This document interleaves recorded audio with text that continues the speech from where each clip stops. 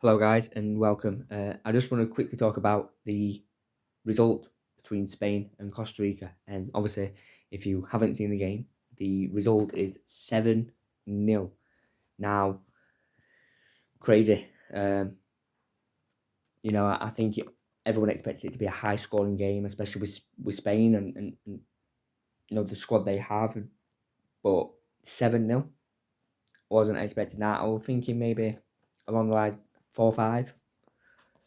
Definitely, but they had four by half time. I mean, they were unstoppable today, Spain, and I think that sends a bit of a message out to the rest of the teams in the World Cup that people aren't really saying Spain are in the running, but if they play like that against bigger teams, they'll do well. I mean, okay, it is only Costa Rica, and they do have harder games to come. Germany next, probably one of the biggest games of the World Cup, to be quite fair, and obviously taking place in the group stages is just immense. But to thump Costa Rica 7-0 and then see Germany lose earlier to Japan, Spain have to be favourites to just breeze through the group. I mean, if Germany played the way they did against Japan, Spain are going to absolutely hammer them. You'd expect Spain to beat Japan, but again, we saw what Japan did earlier to Germany, but I don't think Spain will just, settle for one. They've clearly not done that today with Costa Rica. They've just kept going and kept going and kept going, and to the point where they've ended up scoring 7. But it was the performance as well. I mean, obviously, like I said, they were only against Costa Rica, so they weren't against one of the favourites or anything like that. But it was a very good performance, very impressive. Good to see so many great players getting on the score sheet. People like Marco Asensio was, once again on the score sheet for Spain. Ferran Torres got 2. I do believe Gavi as well. I think he might have got the 7th, if I do remember rightly. But yeah, I mean, it was a top performance from a top team, and Luis Enrique really has got them playing like an absolute dream at the moment, and that's going to be important, I think, for Spain now for the rest of the World Cup. The fact that they have to keep playing like they did today.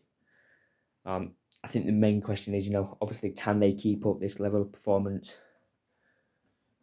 throughout the whole of the World Cup, which is obviously going to be key to whether or not they can go far in the World Cup. I believe that, a quarterfinal, semi-final position might be Spain's,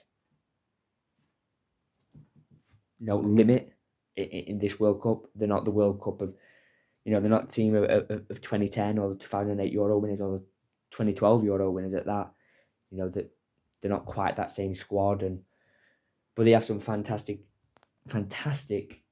youngsters. You look at people like Pedri, Gavi, Ferran Torres was immense today as well, and you've got the experience as well in there. People like Jordi Alba, Cesar Azpilicueta, who gives them a fine balance, and they're amazing. Again today, they've really sent a statement out as if to say, don't take your attention off us.